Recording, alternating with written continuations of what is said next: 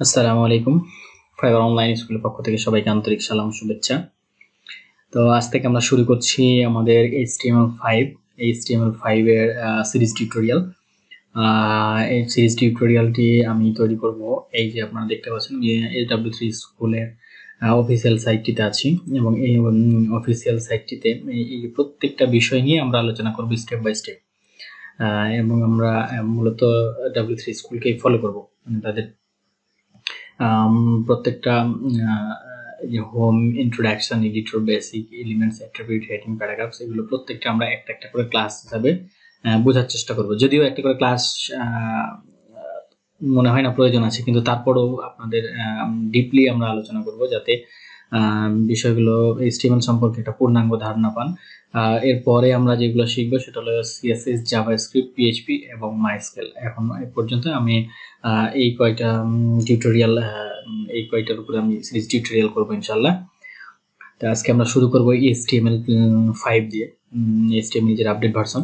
তো HTML5টা আসলে HTMLটা কি বা আমরা কেন শিখবো, যারা মূলত ওয়েব ডিজাইন এবং ডেভেলপমেন্ট শিখতে চান তাদের জন্য HTMLটা শেখা বাধ্যতামূলক, একেবারে বাধ্যতামূলক। কারণ হলো যে আপনি যদি ওয়েবসাইট তৈরি করতে চান তাহলে সেটা যদি ডাইনামিক্যালি তৈরি করতে না চান, যদি আপনি মানে ক্লায়েন্ট সাইড তৈরি করতে চান, অর্থাৎ মানে এটা মানে সার্ভার ছাড়া ওপেন হবে, যেমন আপনারা দেখাই, যেমন এই যে সাইটটা আপনারা দেখতে পাচ্ছেন, বা এই যে W3 স্কুলের যে সাইটটা দেখতে পাচ্ছেন, এটার ফ্রন্ট এন্ডটা যেটা দেখতে পাচ্ছেন সেটা সম্পূর্ণটাই কিন্তু HTML, CSS এবং জাভাস্ক্রিপ্ট দিয়ে তৈরি করা। মানে যেই ল্যাঙ্গুয়েজ দিয়েই করি না কেন এটা এক্সিকিউট হয় এই HTML, CSS এবং জাভাস্ক্রিপ্টে। যেমন আপনি এখান থেকে রাইট ক্লিক করে যদি ইন্সপেক্টে যান তাহলে আপনারা টোটাল যে ফরম্যাটটা দেখতে পাবেন, এটা যে কোডের উপরে বা যে স্ট্রাকচারের উপর দাঁড়িয়ে আছে সেসব, এই যে স্ট্রাকচারটা পুরোটাই হলো এটা HTML ফরম্যাট, এবং এই পাশে যেটা স্টাইল দেখছেন সেটা পুরোটাই হলো CSS। আর ব্যাকিং থেকে যখন চেঞ্জ করা যায় তখন সেটা হলো আলাদা বিষয়। তো আমরা মূলত আজকে জানবো যে HTMLটা কি। তো HTMLটা হলো একটা ক্লায়েন্ট সাইড ল্যাঙ্গুয়েজ, এটা ক্লায়েন্ট সাইড ল্যাঙ্গুয়েজ, এটা সার্ভার সাইড না। PHPটা হলো সার্ভার সাইড আর HTMLটা হলো ক্লায়েন্ট সাইড, যেটা সরাসরি ব্রাউজারে রান করানো যায় কোনো প্রকার ডাটাবেস ছাড়াই। কিন্তু PHP যদি হয় তাহলে সেটাকে ডাটাবেস ছাড়া রান করানো যাবে না, আপনার সার্ভার ছাড়া রান করানো যাবে না, সার্ভার ছাড়া সেটা রান করানো যাবে না, কিন্তু এটা সরাসরি ব্রাউজারে রান করতে পারবে। HTML এর যদি কোনো কোড লেখার পর আমরা সরাসরি এটা ব্রাউজারে রান করাতে পারবো। তো আমরা HTMLটা সম্পর্কে একটু জানি। HTML মানে হলো হাইপার টেক্সট মার্কআপ ল্যাঙ্গুয়েজ। এটা একটা মার্কআপ ল্যাঙ্গুয়েজ, এটা কোনো প্রোগ্রামিং ল্যাঙ্গুয়েজ না। যেমন জাভাস্ক্রিপ্ট একটা প্রোগ্রামিং ল্যাঙ্গুয়েজ, PHP একটা প্রোগ্রামিং ল্যাঙ্গুয়েজ, পাইথন একটা প্রোগ্রামিং ল্যাঙ্গুয়েজ, এগুলো হচ্ছে প্রোগ্রামিং ল্যাঙ্গুয়েজ। কিন্তু আপনার HTML এটা কোনো প্রোগ্রামিং ল্যাঙ্গুয়েজ না, এটা হলো মার্কআপ ল্যাঙ্গুয়েজ। এছাড়াও আপনি XML আছে যেটা মার্কআপ ল্যাঙ্গুয়েজ। তো আমরা সামনে আরো বেশি জানবো। তো HTML এর অ্যাব্রিভিয়েশনটা হচ্ছে হাইপার টেক্সট মার্কআপ ল্যাঙ্গুয়েজ। এটা কোনো প্রোগ্রামিং ল্যাঙ্গুয়েজ না, এটা হলো একটা মার্কআপ ল্যাঙ্গুয়েজ। ওয়েব ডেভেলপার হতে হলে ল্যাঙ্গুয়েজটি সবার আগে ভালোভাবে শিখতে হবে, যেটা আমি অলরেডি বলেছি যে আপনি যদি ওয়েব ডিজাইন এবং ডেভেলপমেন্ট সম্পর্কে কাজ করতে চান তাহলে এটা হলো আপনার বেস, এটা আপনাকে মাস্ট শেখা লাগবে। আপনি যদি মনে করেন আমি কোনো কিছু কোডিং শিখবো না, তারপরে আমি ওয়ার্ডপ্রেস দিয়ে সবকিছু করবো, হ্যাঁ সম্ভব, কিন্তু আপনার এই সম্পর্কে জ্ঞানটা আপনার থাকাই লাগবে। তাছাড়া আসলে অনেক কাজে আপনি মানে কাজ করতে পারবেন না, ওয়ার্ডপ্রেস দিয়ে করতে গেলে অনেক কাজ করতে পারবেন না, বা বুঝতে যে কোনো জিনিস বুঝতে একটু সমস্যা হবে। HTML, CSS জানা থাকলে যেটা আপনি ইজিলি বুঝতে পারবেন। তো ওয়েবসাইট ডেভেলপার হতে ল্যাঙ্গুয়েজটি সবার আগে ভালোভাবে শিখতে হবে। এটা শেখা খুব সহজ, এটি শিখলে আপনি একটি ওয়েব পেজ তৈরি করতে পারবেন। এরপর CSS শেখেন তাহলে ওই পেজটিতে আরেকটু প্রাণ দিতে পারবেন। মানে জাস্ট HTMLটা হলো একটা স্ট্রাকচার। যেমন আমরা যদি একটা বাড়ি তৈরি করি তাহলে বাড়িটা তৈরি করার পরে দেখবেন যে একটা বিভিন্ন ধরনের পিলার, তারপরে ছাদ, তারপরে হলো আপনার ফ্লোর, এইভাবে একটা স্ট্রাকচার দাঁড় করানো হয়। এই স্ট্রাকচারটা দাঁড় করানোটাই হলো মূলত আপনার HTML। আপনি যদি আপনার বডি নিয়ে, আপনার শরীর নিয়ে চিন্তা করেন তাহলে আপনার শরীরের ভেতরে যে হাড়গুলো দিয়ে যে কঙ্কাল, যেটা সেই কঙ্কালটাই হলো HTML। এবং এই যে মাংস, তারপরে আপনার শরীরে যে চামড়া এবং অন্যান্য যে সুন্দর পশম দেওয়া আছে, এগুলো হলো CSS। এক কথায় স্টাইলিং এর কাজটা হলো CSS। যে কোনো জিনিস মানে কোনো ডিজাইন যেটা দেওয়া হয়, ওয়েবসাইটে যে ডিজাইনটা দেওয়া হয় সেটা সিএসএস দিয়ে দেওয়া হয়, আর বেসিক যে স্ট্রাকচারটা দ্বারা করা হয় সেটা এইচটিএমএল এর মাধ্যমে দেওয়া হয়। আর এই আমরা এই এইচটিএমএলটার আপনারা এখানে দেখতে পাচ্ছেন যে এক্সাম্পল হিসেবে একটা এইচটিএমএল এর ফাইল এখানে ওপেন করা আছে। এই যে এখানে যে কোডটা স্কুলে যে কোডটা দেওয়া আছে, এই কোডটা সম্পর্কে এখন আমরা জানবো। এই যে আপনার একটা এক্সক্লেমেটরি সেন্টেন্স হচ্ছে, একটা চিহ্ন দেখতে পাচ্ছেন, যে এক্সক্লেমেটরি সাইনটা পরে লেখা আছে ডক টাইপ এইচটিএমএল। এই এই অপশনটা কিন্তু আপনার এই অপশনটা দিয়ে মিনস করছে যে আপনার এইচটিএমএল এর যে লেটেস্ট ভার্সন, মানে এইচটিএমএল যে 5, এই এইচটিএমএল 5টা এখানে দিয়ে মেনশন করছে এটা। আর এইচটিএমএল এটা একটা ব্লক, মানে এই এইচটিএমএল এটা হচ্ছে স্টার্টিং ট্যাগ এবং এইটা হলো এন্ডিং ট্যাগ।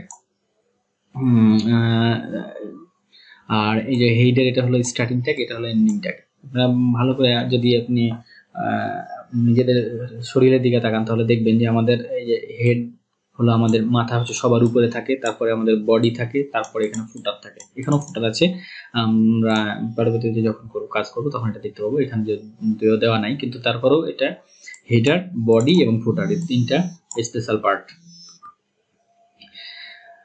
আর স্টার্টিং এর জন্য আপনাকে ডক টাইপ এইচটিএমএলটা ডিক্লেয়ার করতে হবে প্রথমে। ডক টাইপ এইচটিএমএল ডিক্লেয়ার করলে এইচটিএমএল 5টা ডিক্লেয়ার হলো, তারপরে এইচটিএমএলটাকে কল করতে হবে। এইচটিএমএলটা কল করার পর হেডটাকে কল করতে হবে, হেডের পরে টাইটেল, এই টাইটেলটা কল করতে হবে। এগুলো হলো সবগুলো ট্যাগ। আমরা ট্যাগ এবং অ্যাট্রিবিউট সম্পর্কে জানবো। তো শুধুমাত্র এখন আপনি টেম্পোরারি ভাবে জানেন যে এটা হলো ট্যাগ, যেটা এই যে এই টাইটেল, এই যে টাইটেল এটা হলো স্টার্টিং ট্যাগ এবং এটা হলো এন্ডিং ট্যাগ। এটার হেডের ক্ষেত্রে এটা হলো স্টার্টিং ট্যাগ, এটা হলো এটা হলো এন্ডিং ট্যাগ। বডির ক্ষেত্রে এটা হলো স্টার্টিং ট্যাগ, এটা হলো এন্ডিং ট্যাগ। প্রত্যেকটারই স্টার্টিং এবং এন্ডিং ট্যাগ আছে। ট্যাগের স্টার্টিংও থাকবে, এন্ডিংও থাকতে পারে, সবগুলো থাকবে এরকম না। যেমন ইনপুট আছে, ইনপুট ট্যাগের কিন্তু স্টার্টিং ট্যাগ মানে একটাই, ওটার কিন্তু এন্ডিং কোনো ট্যাগ নাই। তো এই হলো মোটামুটি এইচটিএমএল এর বেসিক ধারণা। আর ইন্ট্রোডাকশনটা হলো যে এটাই মূলত ইন্ট্রোডাকশন, যে হোয়াট ইজ এইচটিএমএল এই সম্পর্কে বলা আছে। যে HTML stands for hypertext markup language, এটা একটা markup language. Stand markup language in creating web page, এটা ওয়েব পেজ তৈরি করার জন্য এই মার্কআপ ল্যাঙ্গুয়েজটা ব্যবহার করা হয়। আর HTML describe the structure of web page, এটা একটা ওয়েবসাইটের বা একটা ওয়েব পেজের স্ট্রাকচারটা সম্পর্কে বর্ণনা দেয় আর কি। কনসিস্ট অফ সিরিজ এলিমেন্টস, এটা আপনারা ডব্লিউসি স্কুলের আমি লিংকটা দিয়ে দেবো, আপনারা চাইলে পড়ে নিতে পারেন। এক্সাম্পল, যে এক্সাম্পলটা ওখানে দেওয়া ছিল জাস্ট ওই এক্সাম্পলটাই দেওয়া আছে। আমরা যদি এখানে এক্সিকিউট করি, আমরা টেক্সট এডিটর নিয়ে পরে কথা বলবো, পরে আমরা টিউটোরিয়াল আলোচনা করব। তো আমরা আপাতত এখানে টিউটোরিয়ালে আমরা W3 স্কুলের যে টেক্সট এডিটরটা আছে এটা ইউজ করছি। তো এই যে আপনারা এখানে দেখতে পাচ্ছেন যে এখানে যখন আমি এই যে মাই ফার্স্ট হেডিং এখানে না লিখে আমার যদি ফাইবার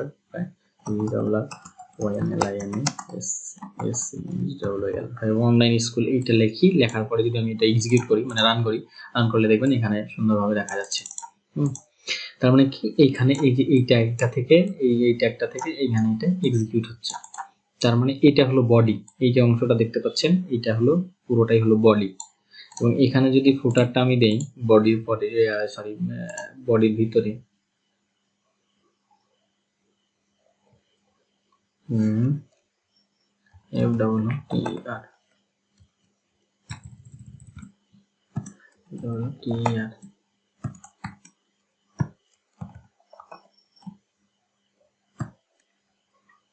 ফুটার, এটা কি তাহলে ফুটার অপশন।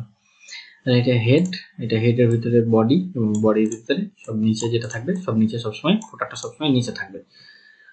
তো এইটা আমরা এই যে H1টা সম্পর্কে জানবো। H1টা হলো ট্যাগ, হেডিং ট্যাগ যেটাকে বলে। 1 নম্বর যে হেডিং ট্যাগ সেটা হলো H1, 2 নম্বর এরকম ভাবে 6টা হেডিং ট্যাগ আছে, আমরা পরবর্তীতে জানবো, এখন এই টিউটোরিয়ালে না জানি।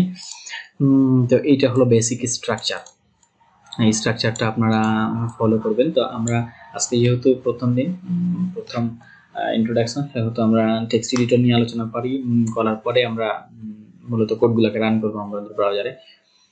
তা আমাদের যে HTML সিরিজটা আসছে সেই HTML সিরিজটা আমরা সর্বোচ্চ পরিমাণ ভালো করার চেষ্টা করব, এবং আমরা কি আপনারা কমেন্টস বক্সে অথবা আমাদেরকে আপনারা সরাসরি ফেসবুকে নক করতে পারেন, আমাদের ডেসক্রিপশন বক্সে লিংক দেওয়া থাকবে, এবং যে কোনো সময় এনি টাইম আপনারা আমাদেরকে প্রশ্ন করতে পারেন।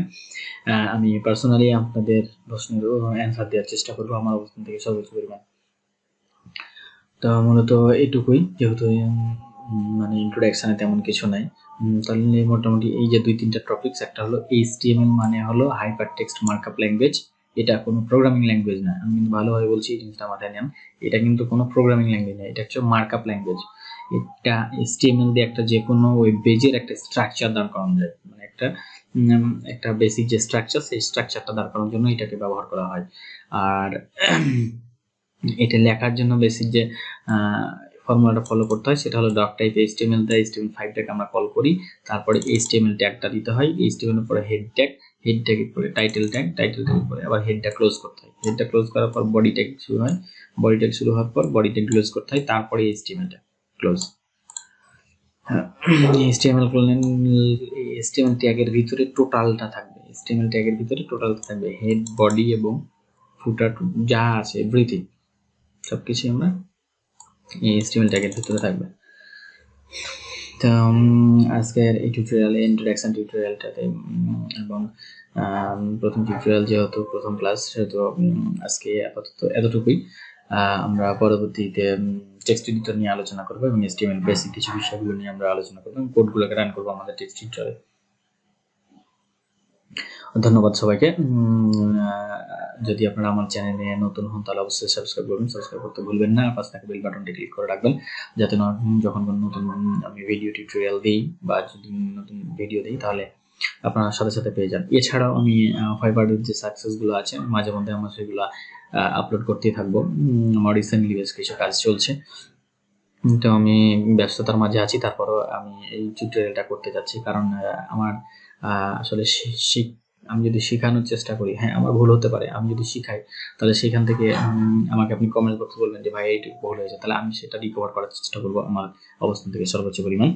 আর ভুল হওয়াটা এটা দোষের কিছু নাই এখানে, এবং ভুল হওয়ার পরে গলাবাজি করাটাই হলো দোষের। ভুল হওয়ার পরে আমি যদি জানতে পারি আমার এটা ভুল হয়েছে তাহলে ঠিক আছে, এটা আমাকে রিকভার করে নিতে হবে। তো যাই হোক, আমি আমার অবস্থান থেকে সর্বোচ্চ পরিমাণ চেষ্টা করবো আপনাদেরকে বোঝানোর। আর আমার যদি বোঝাতে কোনো প্রবলেম হয় সেটা আমাকে কমেন্ট বক্সে জানাবেন, ইনশাল্লাহ আমি সেটা রিকভার করার চেষ্টা করবো। ধন্যবাদ সবাইকে আজকের মতো এই টিউটোরিয়ালে। আসসালামু আলাইকুম ওয়া রাহমাতুল্লাহি ওয়া বারাকাতুহু।